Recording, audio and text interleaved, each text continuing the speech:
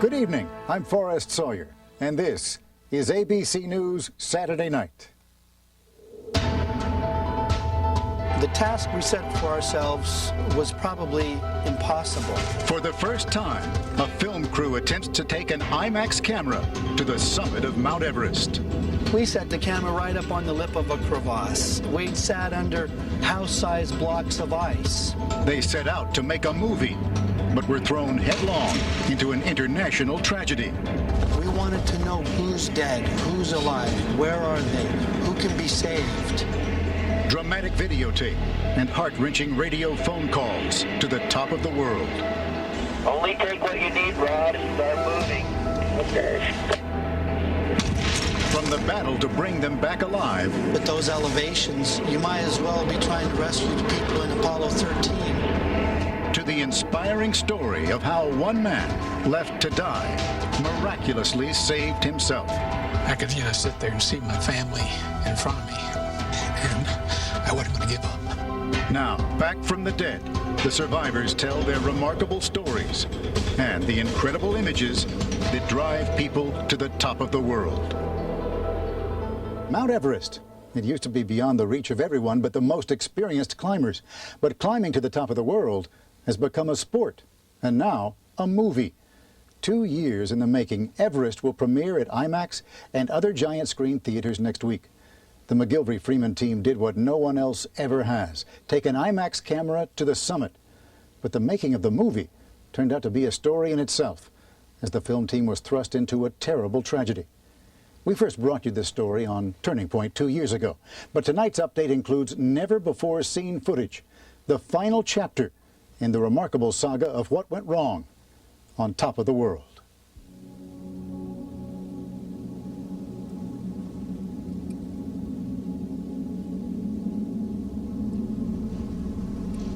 It is this fever.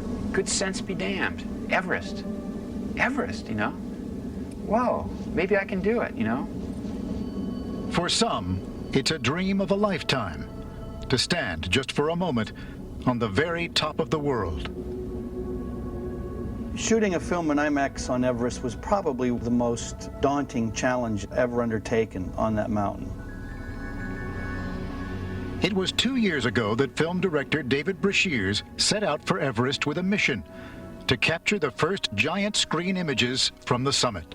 See that? That's the 500. It requires a monumental effort for people to just put one foot in front of the other.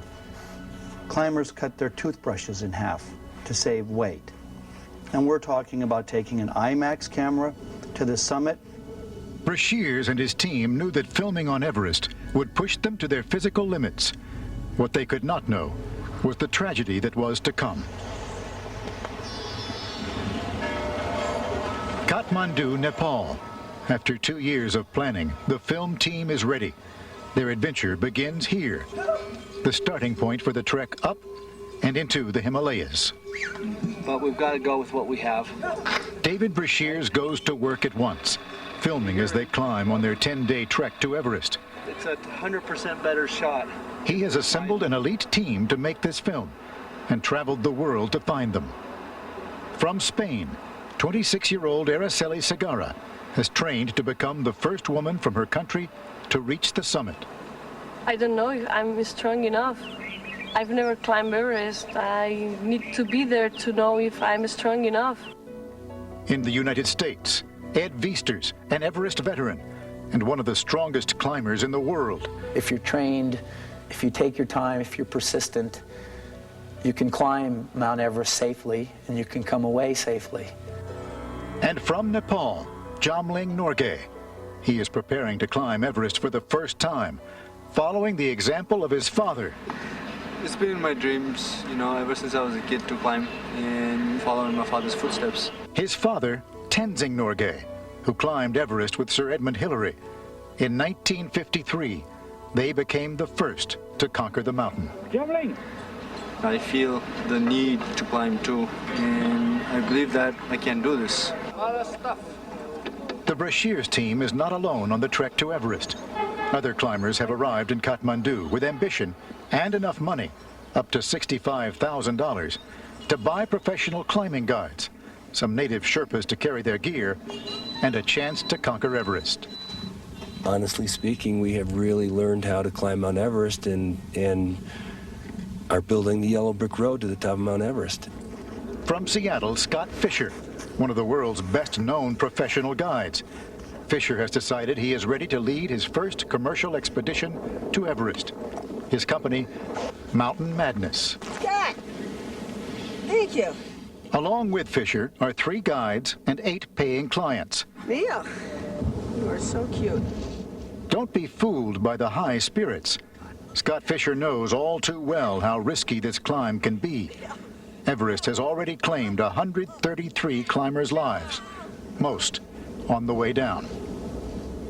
You're not going to get asked to go on another climb ever again if you're dead. So it doesn't count if you touch the top and can't make it back down. No one knows that better than Fischer's friend and rival on the mountain, Rob Hall of New Zealand. Hall is a legendary guide who has already taken 39 paying clients to the top of the world, and he's leading a team again. He's our fearless leader, Rob Hall. Notice the gloves on our fearless leader. Can't, yes, that's right. These hands must guide to the summit. He's one of those guys, you walk up to him and you like him the instant you meet him. 50-year-old Dallas physician Beck Weathers spent years preparing for his chance at Everest. He decided Rob Hall was the man to get him there. You know pretty much right off the bat that this guy really knows what he's doing, and he makes it clear right from the start that his primary goal really is not to get you on top of the mountain, it's to get you back alive. Back in Dallas, Beck's wife, Peach, was often left alone with their 2 children, while her husband pursued his dreams. It was something he had to do, and I recognized his obsession. Did you feel a little resentful? Yes, absolutely. He knew I didn't want him to go. No, when you get involved with a man who has those kinds of dreams, you have to take them as a package, and if you want to change them, then you shouldn't marry them. Rob Hall's wife, Dr. Jan Arnold, understood her husband's obsession. As an experienced climber herself, she also understood the risks. So you accept the risk, prepare as you can, and then you sort of forget about it for most of the time. If you're not pushy, you don't have any chance of getting up a big mountain. If you're too pushy, you don't get to come home. Say hello to the camera, John. Good morning. Among Rob Hall's 8 clients, journalist John Krakauer. He has come to report for Outside Magazine on the growing and controversial popularity of commercial expeditions. There were a lot of people at base camp who were deluded, who were legends in their own mind, who thought that if only I didn't have to be an accountant or a lawyer or a doctor and had time to climb full time, you know, I can do this stuff. And I was guilty of that too. Krakauer is not the only one who has come to file reports on the climb. In Scott Fischer's team, well-known New York socialite Sandy Hill Pittman, who has set a goal of climbing the highest peaks on all 7 continents. Everest is to be the last. Hi, Sandy. Sandy's communication tent. This time, Pittman has come packing sophisticated satellite equipment provided by NBC. Her reports are to be filed over the internet as the teams go up the mountain. For the first time, climbing Everest has become a worldwide spectator sport, and Rob Hall and Scott Fischer have the most to gain. There's a marketing bonanza here if things turn out right, and not necessarily a disaster if they don't, but it's missed a big opportunity. So I think there's more pressure than ever for Rob to get me to the summit and for Scott to get Sandy to the summit. Everybody's climbed it now. Every Tom, Dick, and Harry from every walk of life who has enough money. For professional climber David Brashears, the challenges and risks of high-altitude filming present enough problems. I think there may be too much sky. Now he's worried. All the amateurs on the mountain could make it dangerous for everyone. You get a guide, you get some money, you climb McKinley, next step is Everest. They don't know any better. And there are a lot of amateurs to worry about. By early May, Everest's base camp, set among rock and ice 17,600 feet up, is growing into a small village. Over 300 people, 14 expedition teams, each with kitchens and stereos and satellite phones and fax machines. We are making history and we are setting protocol. So let's take care of our mount. On May 4th, hoping to avoid a traffic jam up the mountain, expedition leaders meet to coordinate their summit attempts. There is only a brief 2-week window in May when the ferocious weather is calm enough to give climbers a chance to make it to the top. David Brashears is there, and Scott Fischer, and Rob Hall, already working to make sure discipline will be maintained. Maybe I'll get unpopular, but somebody has to be unpopular sometimes. For 4 weeks, the teams have trained, climbing up and down the mountain, back and forth between base camp and 3 camps further up, Camp 2, Camp 3, and Camp 4, all the time adjusting to the higher altitude and thinner air. Starving for oxygen, your brain and body functions can begin to slowly shut down. And the danger starts just 400 yards from base camp, the Khumbu Icefall, where 19 climbers have died over the years. Not the place most directors would choose to shoot a film. We set the camera right up on the lip of a crevasse. We crossed bridges with it. We sat under house-sized blocks of ice. Ice that is moving up to 3 feet a day and is highly unstable. You're an easy target for a collapsing ice, any kind of mistakes.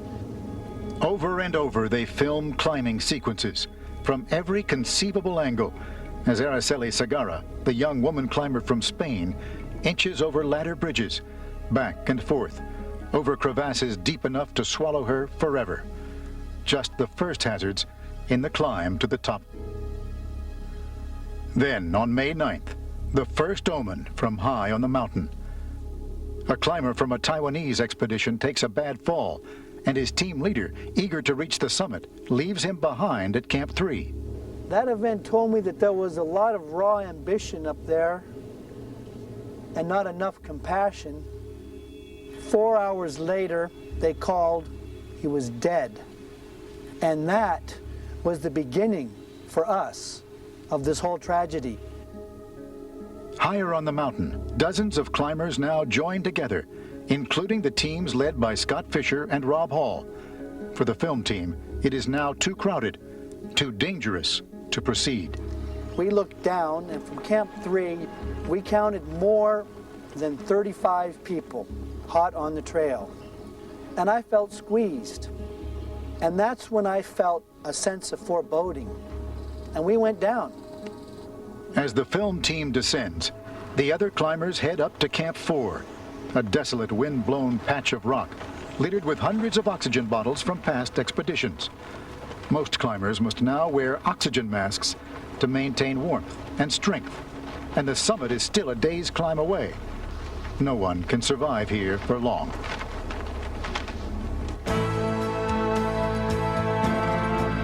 Mount Everest, the movie.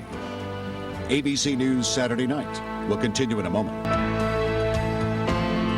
ABC News Saturday Night, Mount Everest, the movie, continues.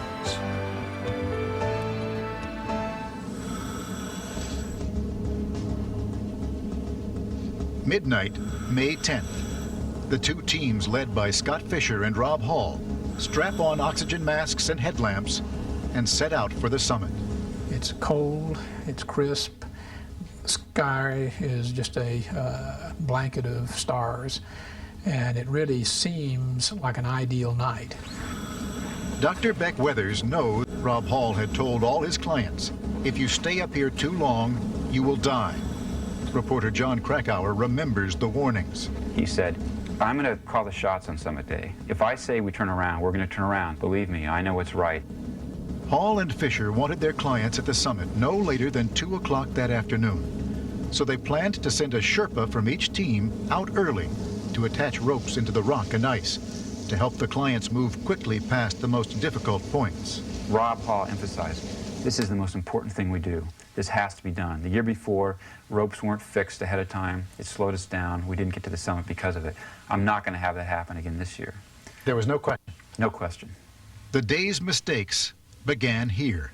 Scott Fischer's Sherpa, a powerful climber named Lobsong, never showed up to attach the ropes, and the second Sherpa refused to work alone.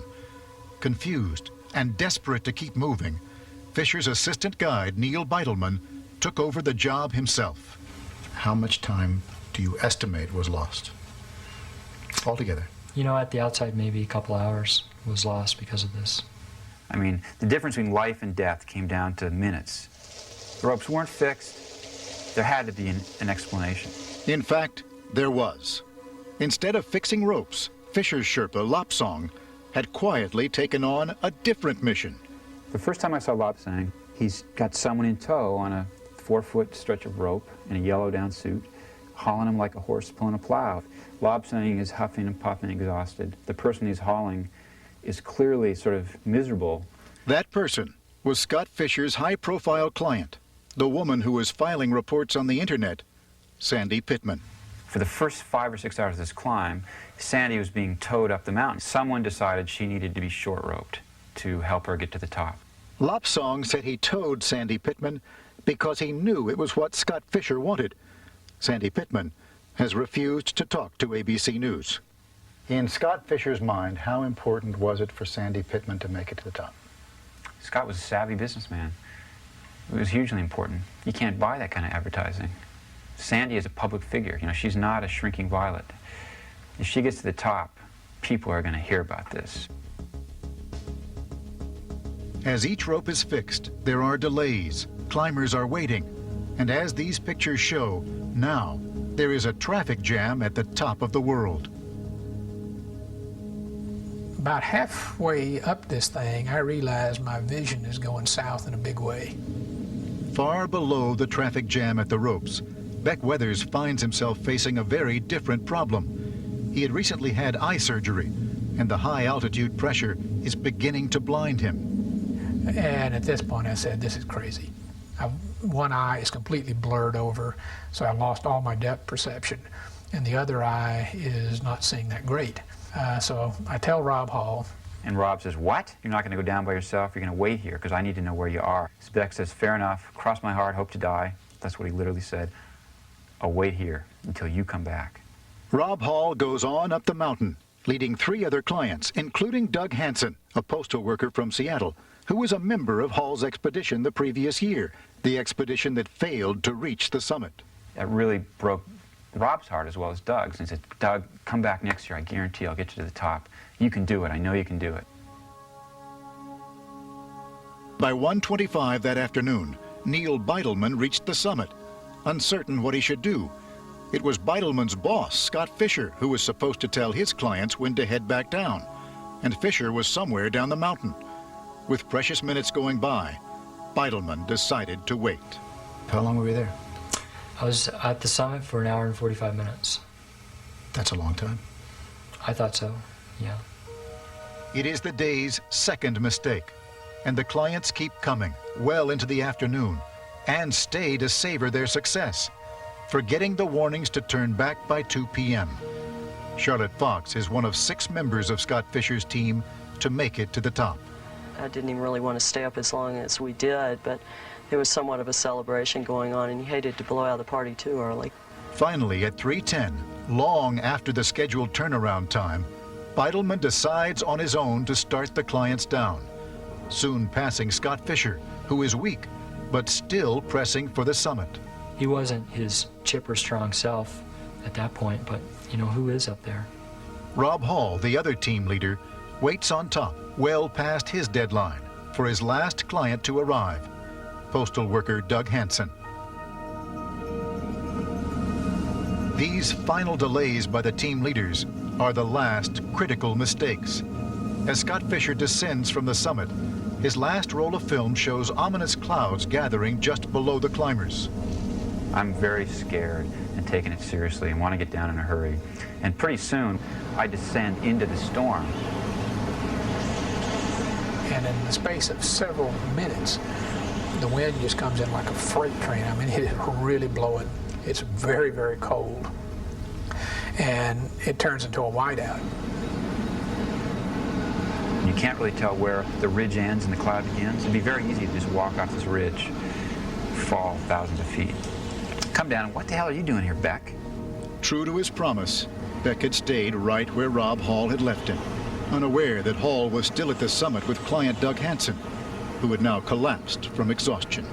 Very soon after that, we have the first radio call from just below the summit, Rob asking for help, saying, Doug and I have run out of oxygen. Doug's in trouble. We need help.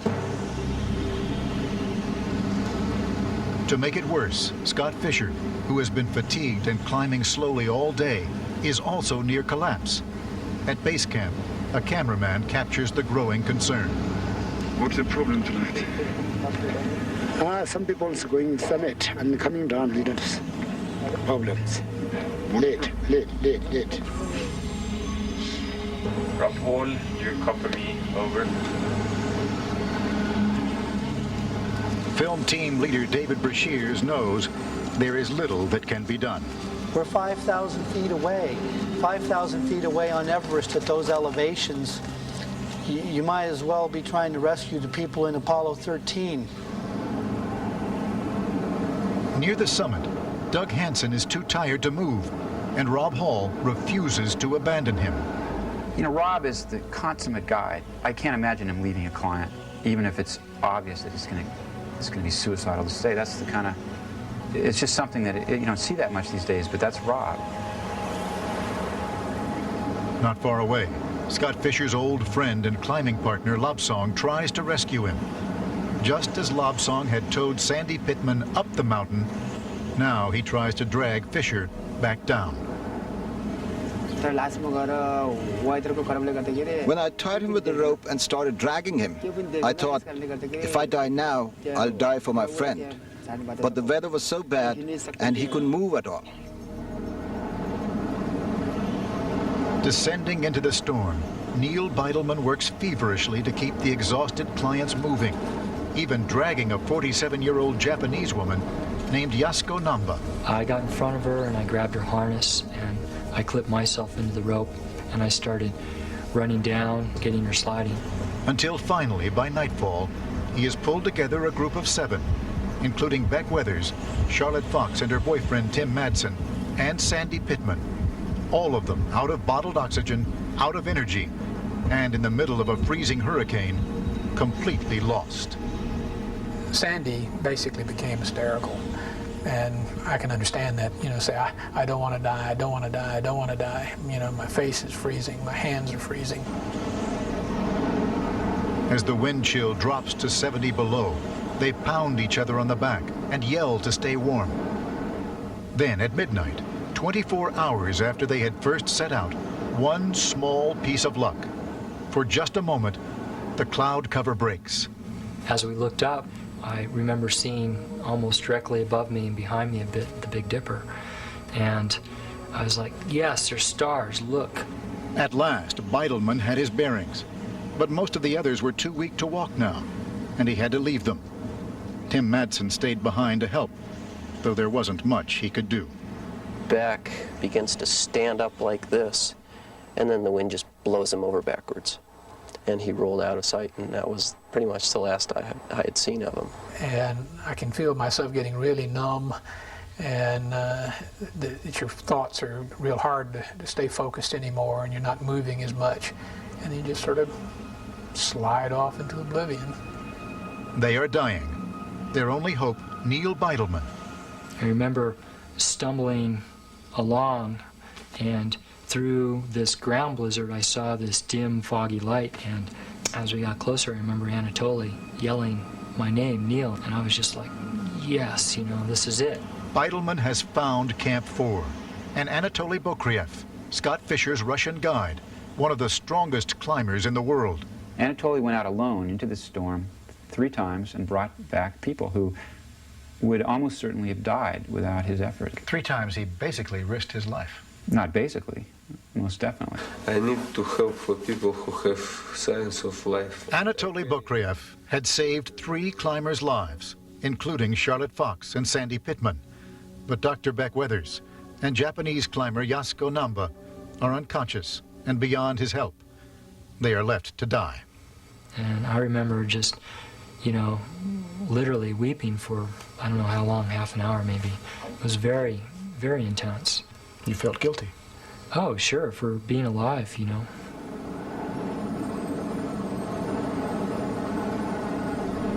Daylight, May 11th. Rob Hall and his client Doug Hansen are somewhere near the south summit. Scott Fischer lies some 1,800 vertical feet below. Beck Weathers and Yasko Namba are only 300 yards from the tents at Camp 4.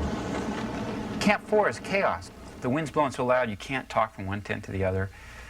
No one really has a plan. And then it was from then on the nightmare just intensified. Down below, film team leader David Brashears waits, expecting the worst. We knew it was a disaster. When we knew how many people were out through the night, we expected more people to die. Exhausted survivors venture out to check the bodies of Weathers and Namba. They do find them. Incredibly, they are alive, but unconscious and barely breathing. No climber has the strength to drag them to the tents. And so, for the second time, a difficult decision is made. Leave them there, put them out, it's the best thing for everybody. They'll die within minutes, maybe hours at most. They're not feeling any pain. Hours later, rescuers from down the mountain finally reached the survivors at Camp 4. We saw about 20 tents in a very small area, and no one was out moving around. So our basic goal really at that point was to cut open the bag and start passing out oxygen.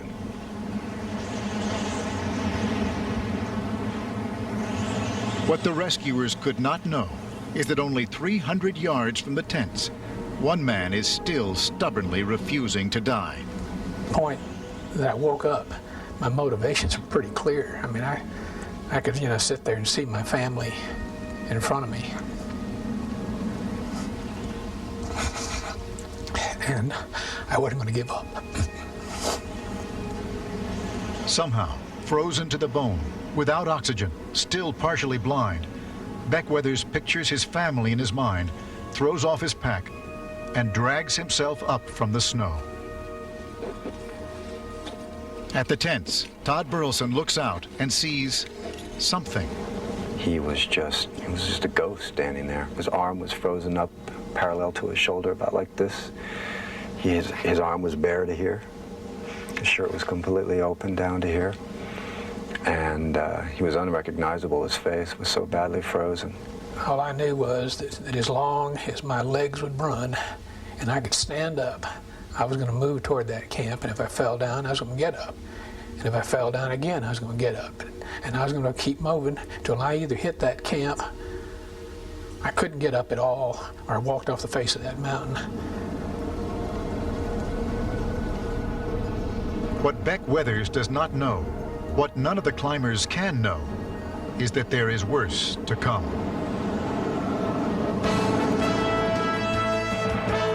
Mount Everest, the movie.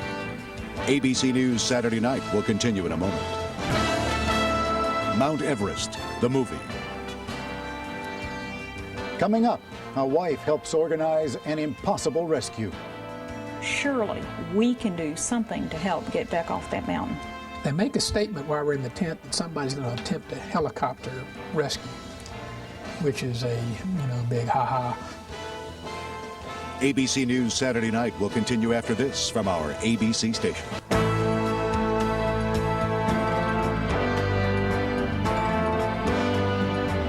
The storm is raging now. 5 people are still trapped near the summit. Among them, 2 of the most experienced climbers in the world. The film team makes a critical decision to put down the Imax camera and organize a rescue.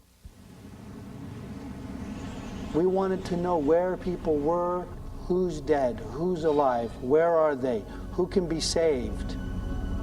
On the second day of the storm, the winds are still howling. The temperature's far below zero. Yet somewhere near the south summit, team leader Rob Hall is alive and talking on his radio to his old friend Ed Feasters, the film team's lead climber. We're glad to hear your voice. You're sounding great. Keep moving, buddy. Is your oxygen flowing now? Yeah, I've got oxygen on. Good. Crank it up for the uphill parts and start moving it out. Let's go. And I was speaking to Rob throughout the morning, trying to coerce him or motivate him or stimulate him or somehow get him moving. Doug Hansen, the client Rob stayed behind to save, is now dead. And on the radio, Feasters is desperate to get Rob to save himself while he can.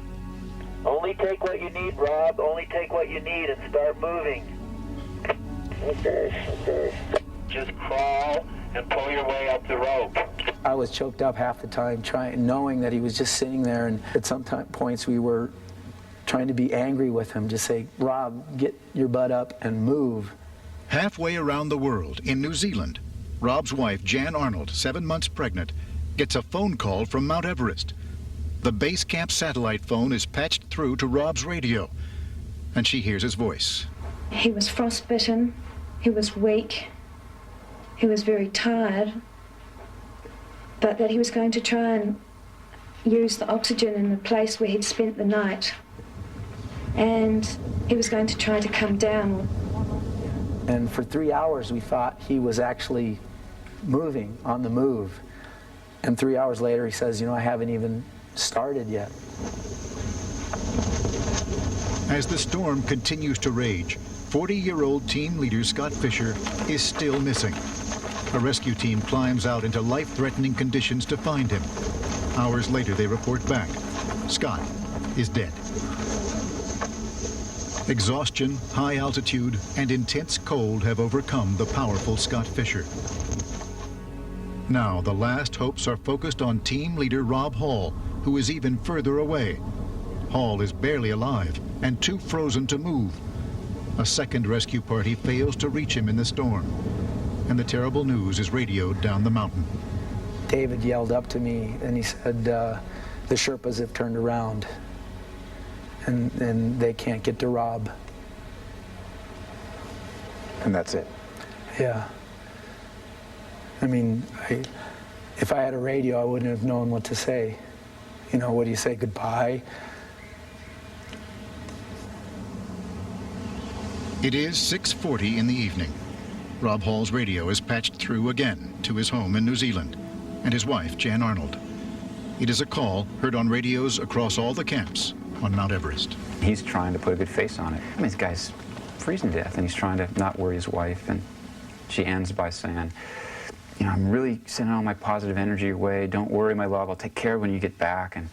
And Rob, you know, he's still, oh, I'm sending all my positive energy your way. You know, sleep well. I hope you're comfortable. And what was it like listening to that conversation? It was heartbreaking. I mean, He told me on the final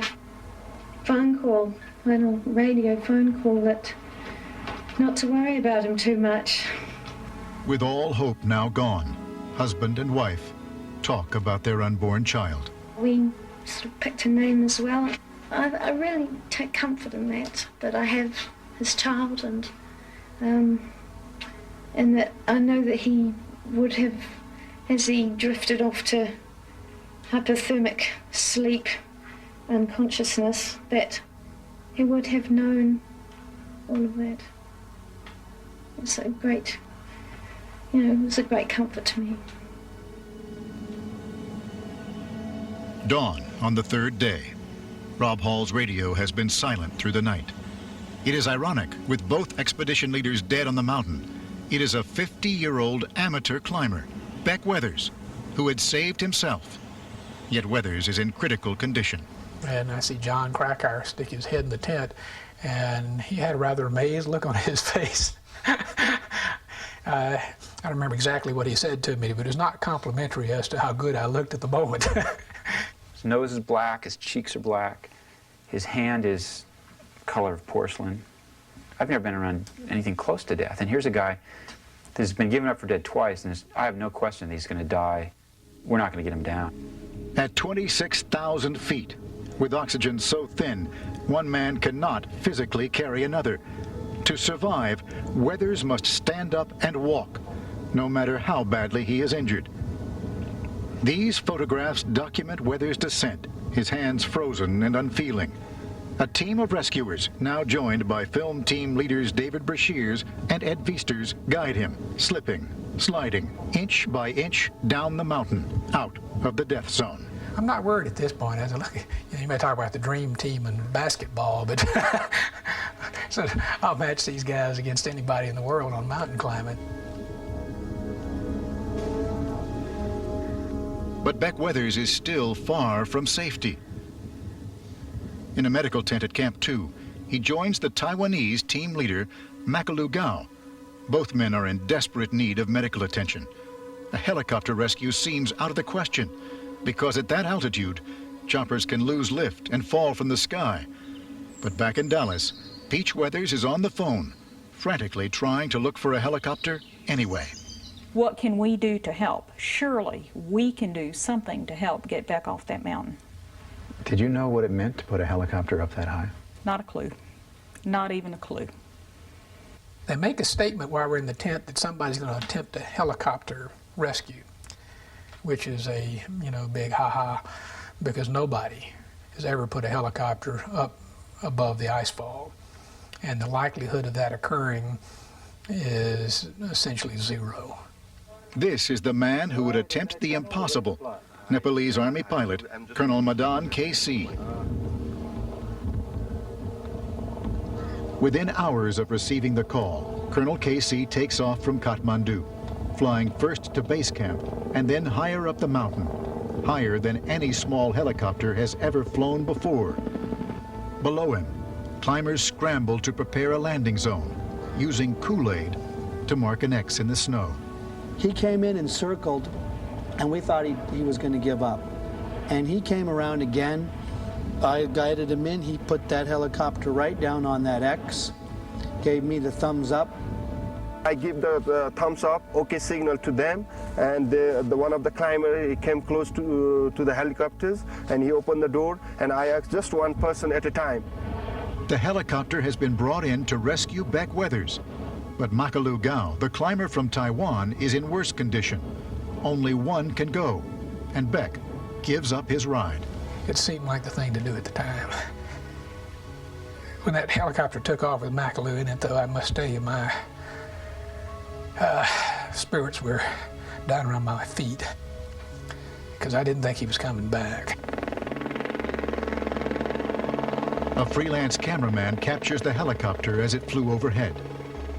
I came down to the base camp, I dropped him there, and I went up again to the Camp 1, where I was landed before. When they saw me again, and they were more excited. No one more than Beck Weathers. Within minutes, he is lifted aboard. He just leans the thing forward, and you just drop, plummet down as you're dropping to gain some air underneath those blades so you can get some lift. Colonel Madan KC, that's a guy with a big heart. And, so I am extraordinarily grateful to him and for his courage. 48 hours later, a memorial service at Everest's base camp for the 8 climbers who died. Summit Dreams had turned to nightmare, and the film team now faced a decision. Could they climb back up the mountain knowing what they would find? Araceli Segarra. Well, I don't like climb a route with people dead on the way. I'm afraid of cross dead people and frozen, see them. I don't like. There was a moment when I thought, maybe Everest has just had enough. And maybe Everest just took one giant swat and said, beware.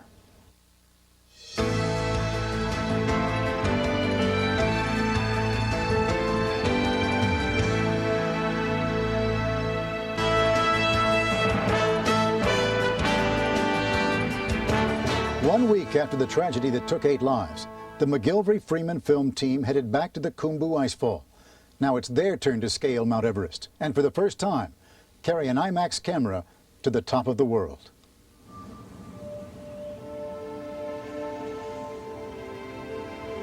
These are the extraordinary images the film team captured as they climbed back up the mountain only 1 week after the tragedy. Director David Brashears. We had a sense of a mission. We'd worked so hard. I think the group thought it would be senseless to turn around and go home. It was a tough climb, made tougher by having to pass the frozen bodies of their friends. first Scott Fischer, and then Rob Hall. I had really wanted to bring down his ice axe. And in the end, I realized I didn't want to disturb the scene. Out front, Ed Viesters climbed alone and without oxygen. From base camp, his wife Paula radioed up to him. I said, climb this mountain like you've never climbed it before. And he said he thought about that all the way to the top. You know, at elevations above 26,000 feet, you know, climbing with 30 to 35 pounds, it requires a monumental effort. That day was going to be a day that needed once in a lifetime or career performance from people. You know, this was it. The team could carry only 5 minutes of film, enough for just a few images. There can be no mistakes. The camera must work even when frozen. The exposures must be perfect. And the camera rolled. It was now noon, May 23rd, and the summit was finally within their reach. But Araceli Segarra was struggling. There were only 100 meters left, but they were the longest 100 meters I did in my life. Ed Viesters reached the top of Everest first. Not far behind came Araceli Segarra, now the first woman from Spain to summit. When I got to the top, I was tired. But then I realized that I've really done it. Finally, Jamling Norgay arrived, following in his father's footsteps. I feel proud, just knowing that it's the place where my father was once. 43 years later, you know, I'm there too. After years of planning and 7 exhausting weeks of climbing, the first giant screen images from the top of the world were finally captured.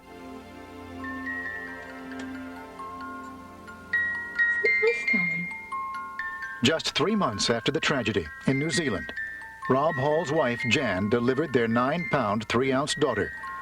As they had agreed in their final conversation, she was named Sarah Hall. Without her, I'm not quite sure what I would be doing right now. She's a dear little girl and she looks strikingly like him. Baby Sarah is now 19 months old, and mother and daughter can often be found hiking in the hills behind their home. For Jan, there is comfort in this, and in her memories of a husband who died pursuing his passion.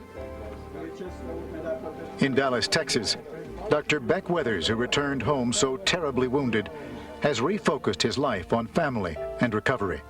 It's easy to become obsessed with goals.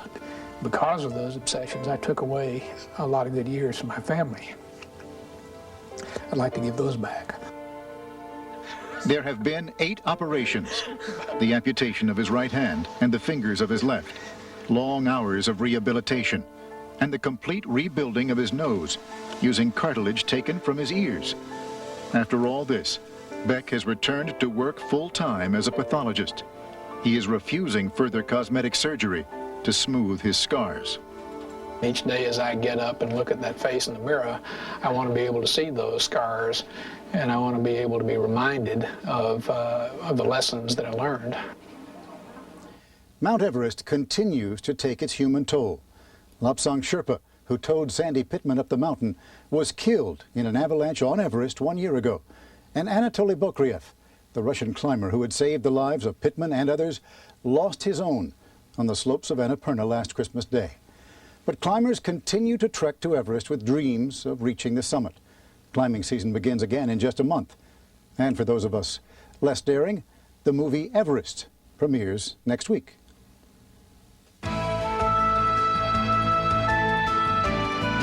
And now here's a preview of next week's ABC News Saturday night.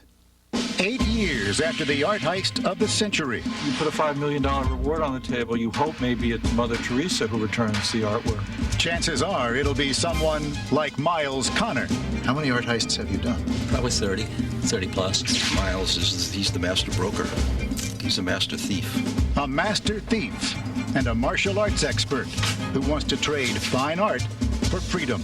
You steal pieces of art as bargaining chips. Yes, that could be accurately said. The Gotta be kidding. Will the mystery of the missing masterpieces ever be solved? It's in somebody's house and he doesn't know it's there. Stranger things have happened. That is our broadcast for tonight. Please join us again next Saturday night. And for the latest news, watch This Week with Sam Donaldson and Cokie Roberts tomorrow morning. And don't forget 2020 on Monday. I'm Forrest Sawyer. For all of us here at ABC News, good night.